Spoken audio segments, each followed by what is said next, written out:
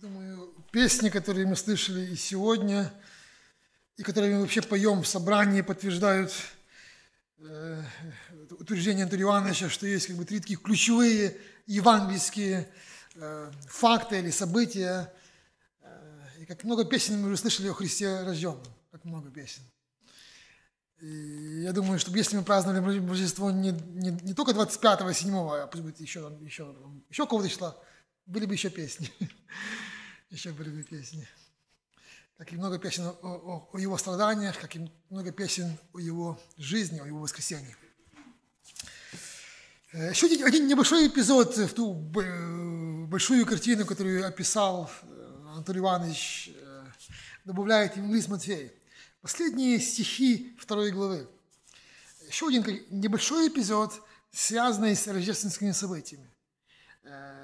Как Бог выводит эту благочестивую семью, на руках которых святой младенец, как Бог их снова возвращает на свою землю из Египта.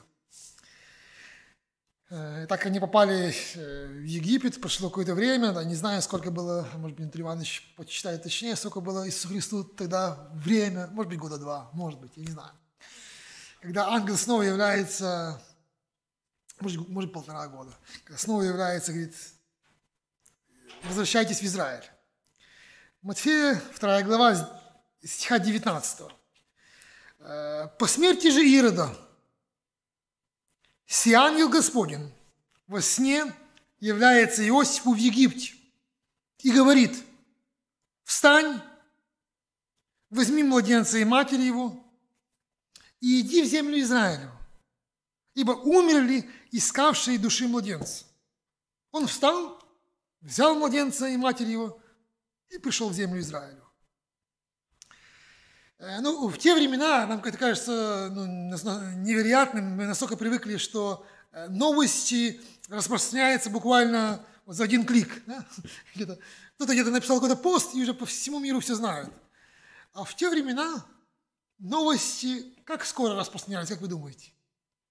Распространялись не раньше, чем придет с той местности человек в вашу местность.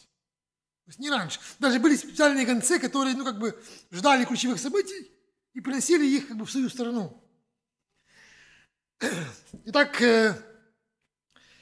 но в этом случае было немножко по-другому. Еще в Египте никто не знал, еще не пришли их посланники, которые, возможно, дежурили в Израиле о новостях, еще не пришли их посланники в Египет. И в Египте еще никто не знает, что Ирод уже мертв, царь соседнего государства где-то. А ангел уже приходит к Иосифу и говорит: Иосиф, собирайся в Израиль. Смотрите, какая деталь. Как слова ангела, я уверен, это не ошибка. Стих 20, последняя фраза. Ибо умерли, то есть множественное число, умерли искавшие души младенца. Ирод умер, но ангел говорит: умерли. По-видимому, это еще одно точное указание, насколько Евангелие абсолютно достоверно. Потому что исторические книги, даже это можно зайти проверить, когда Ирод последние годы царствовал, и когда он хотел Христа обнаружить и убить, он царствовал не один. Он уже поставил в эти последние годы своей жизни себе, назначил соправителя, одного из своих сыновей, соправителя, они вместе правят, и он должен был принять трон после смерти отца. Это был Антипатр, один из его сыновей. Как получилось вот такая вот историческая деталь, которая показывает, что человек ничто в своих планах, греховных планах.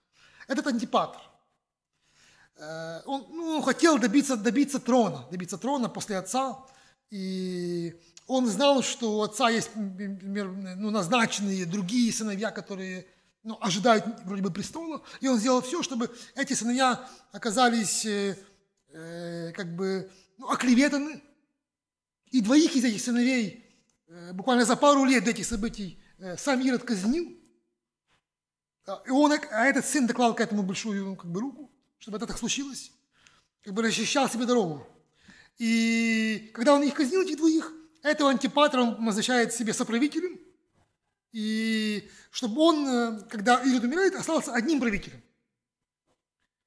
Но кажется, историки говорят, что просто по нелепой случайности, вроде бы по нелепой случайности, буквально за 5 дней до своей смерти Ирод узнает, что этот Антипатр замышляет его убить. Кажется, там было так, все скрытно, но он узнает. И за 5 дней до своей смерти он узнает, что этот сын хочет его прибрать, чтобы воцариться. Он казнит своего сына, Антипатра, и потом сам умирает. И по-видимому, когда это было желание убить Христа, то и Антипатр, и Ирод вместе, возможно, даже Антипатр больше всего его вдохновлял. Да, папа, нужно убить его. Потому что Ироду и так шло дело к смерти, старичку. Кажется, что же тебе бояться за трон? Умерли. Что человек сеет, то пожнет.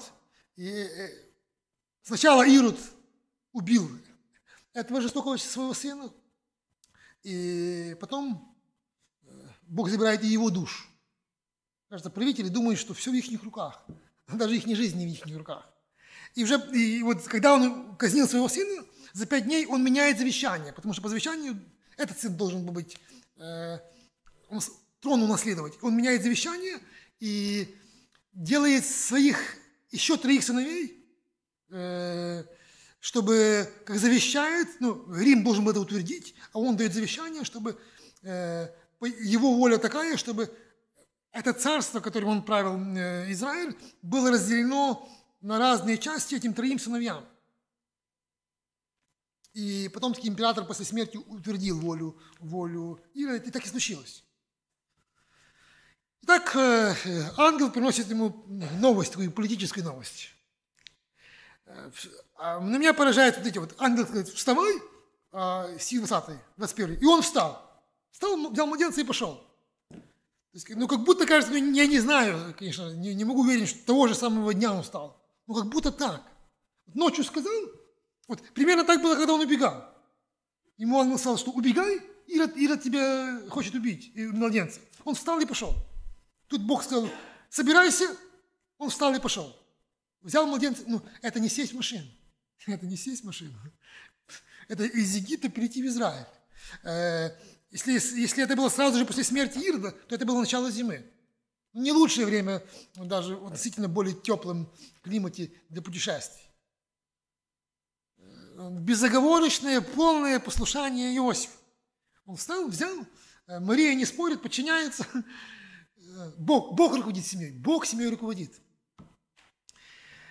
Итак, они приходят на территорию Израиля уже, стих 22. Услышав же, то есть когда уже ангел не все ему сказал, кто где царствует, но уже когда, придя на территорию, услышав же, что Архилай, один из сыновей, которому досталась Иудея, там, где был Вифлеем, там, где был Иерусалим, что Архилай царствует в Иудее вместо Ирода, отца своего, убоялся туда идти. Но получил во сне откровение, пошел в пределы Галилейские и, придя, поселился в городе, называемом Назарет. Сбудется реченное через пророков, он Назареем наречется. Знаете, куда хотел Иосиф, намеревался пойти жить? Галилею правил другой человек, не Архилай, Ирод Антипа. Он собирался, скорее всего, до того, как они приселились в Египте, не жили в Вифлееме, и, скорее всего, он снова хотел вернуться жить в Вифлеем. Что было мотивом? Наверное, очень похоже, что просто Иосиф считал, что для такого благочестивого сына, особенного сына, которому Бог доверил ему только воспитание, которое имеет Мария, будет намного лучше жить в Вифлееме, чем в Назарете. Ну, возможно, ближе к Иерусалиму, да, к столице, возможно, но, скорее всего, вот, потому что Назарет был очень таким, считался, ну, нехорошим местом жительства, непопулярным местом жительства. И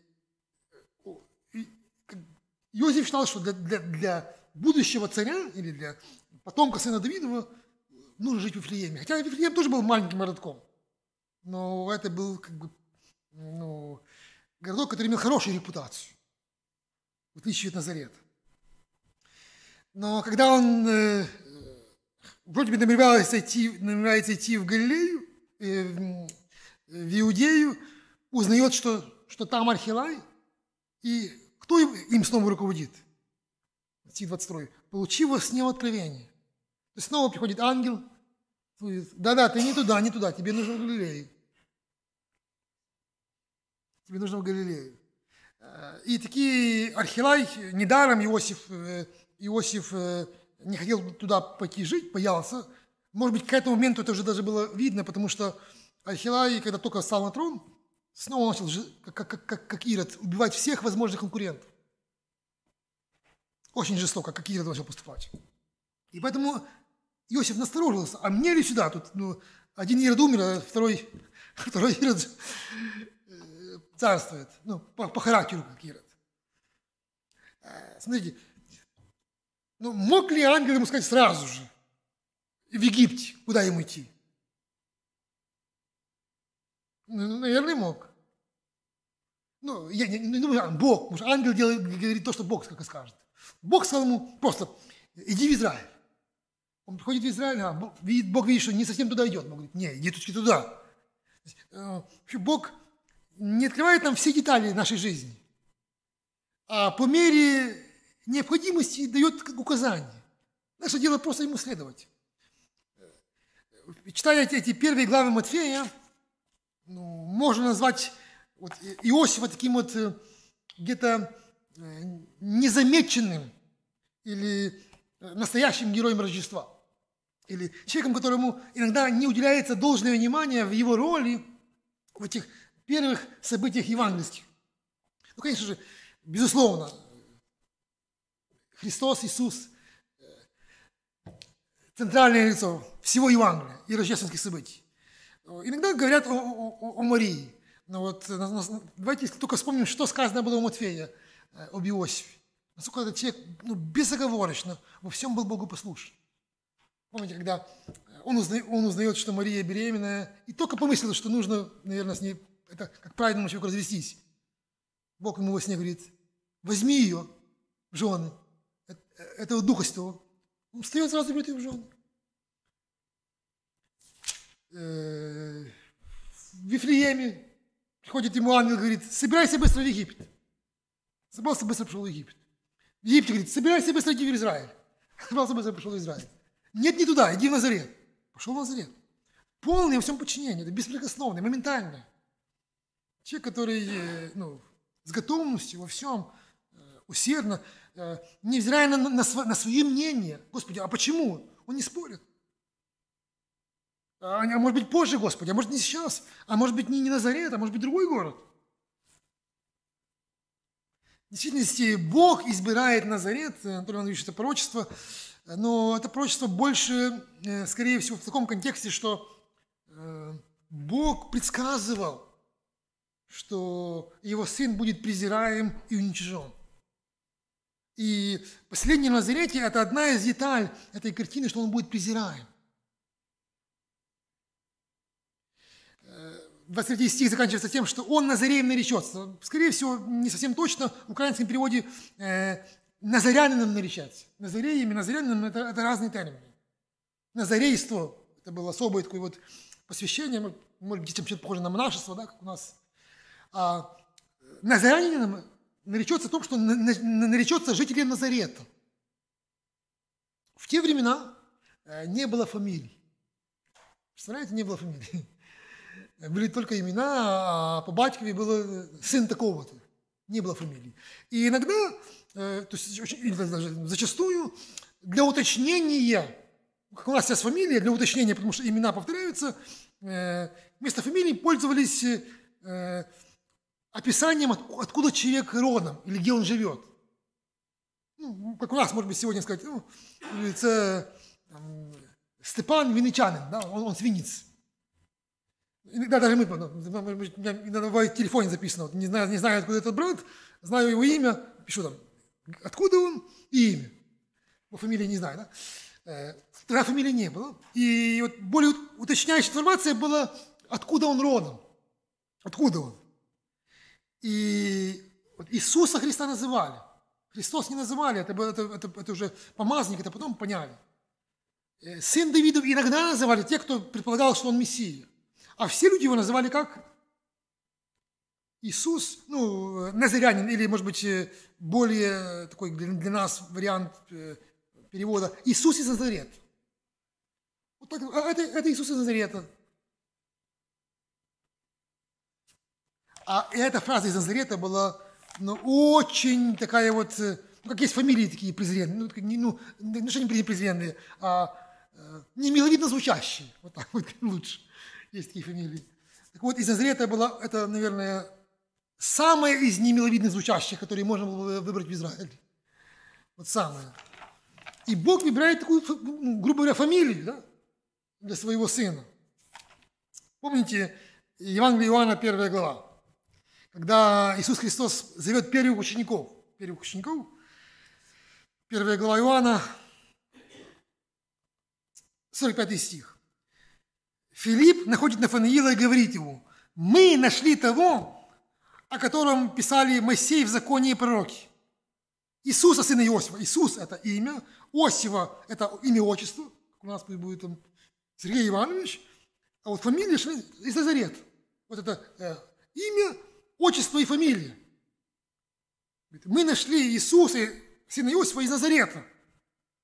Но Нафанаил сказал ему: из Назарета? С такой фамилией? Это по нашему фамилии. Из Назарета? Может ли быть что-то доброе? Ты сказал, что ты нашел Мессию из Назарета, где не слышался? Это не может быть такого, что Мессия из Назарета. Почему?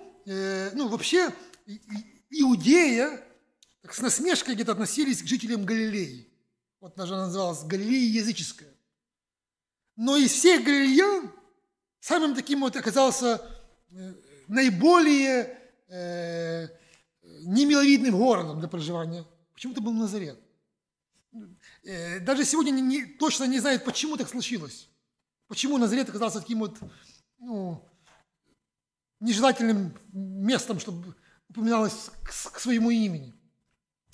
Думают, посмотря, где он там расположен, думают, что, скорее всего, рядышком возле Назарета проходила большая дорога, одна из главных дорог Рима, связывающая часть территории к портам, к Средиземному морю. А вообще римляне в ключевых тех развязках, где были города возле ключевых дорог, ставили свои гарнизоны. Для охраны этих дорог, для того, чтобы эти пути оставались за Римом. И думаю, что, скорее всего, хотя Назарет был очень маленький город, наверное, может быть 500 жителей. Может быть 500 жителей. Кстати, он был настолько маленьким, что он вообще не упоминается ни в Ветхом Завете, он не упоминается ни у каких историков, ни у Иосифа Флавия не упоминается. Так что даже люди, которые всегда искали зацепки, что Библия не права, сказали: вот Библия – это выдумка, потому что Назарета не было, нигде он не упоминался. Он просто очень маленький город. И, кстати, не помню, когда, в прошлом столетии, может, лет 70, может, больше, были раскопки на месте Назарета, потому что Назарет сейчас есть. Назарет знает, что есть, но думают, что он более современный город, его не было во времена Христа. И когда там делались раскопки, нашли синагогу старую, и датировали ее, считали, что она уже была во времена Христа. Это был очень маленьким городом, но, по-видимому, в том городе, так думают, был римский гарнизон, и жители Назарета считали как бы продавшимися там прислужниками этих римлян. И вот такой вот, почему думают, что было плохое мнение о жителях Назарета.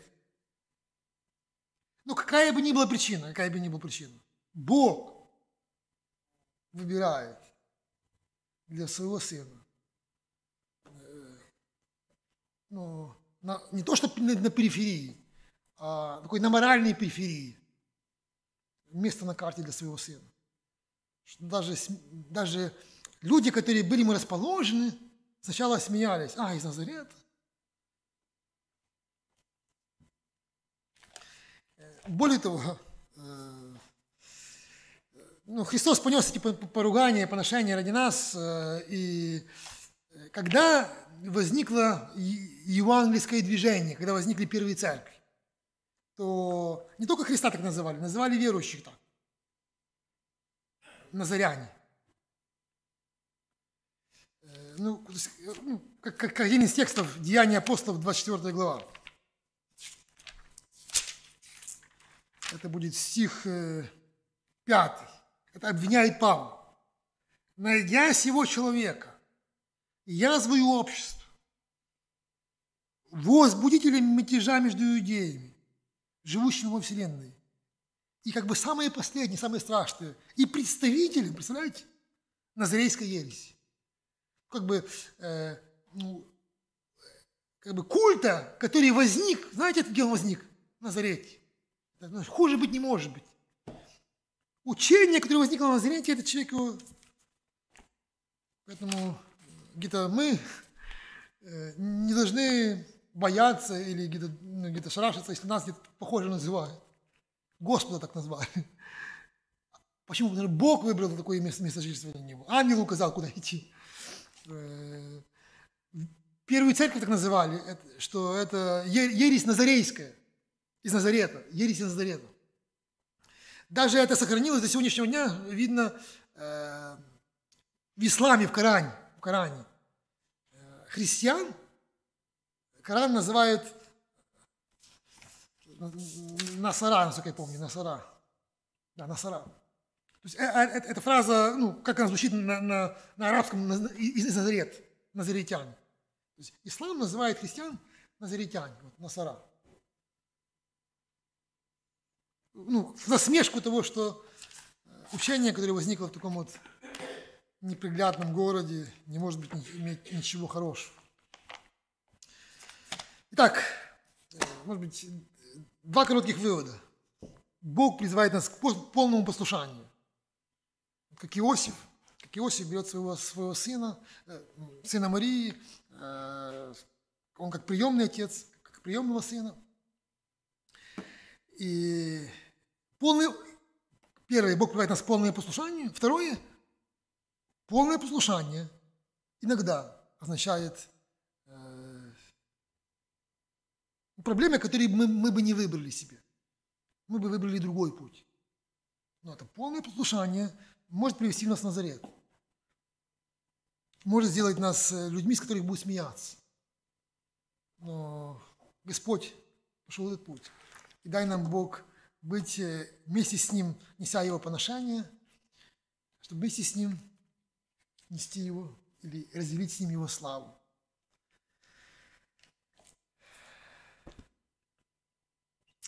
Поэтому, молодые братья, особенно, когда с вас посмеиваются, это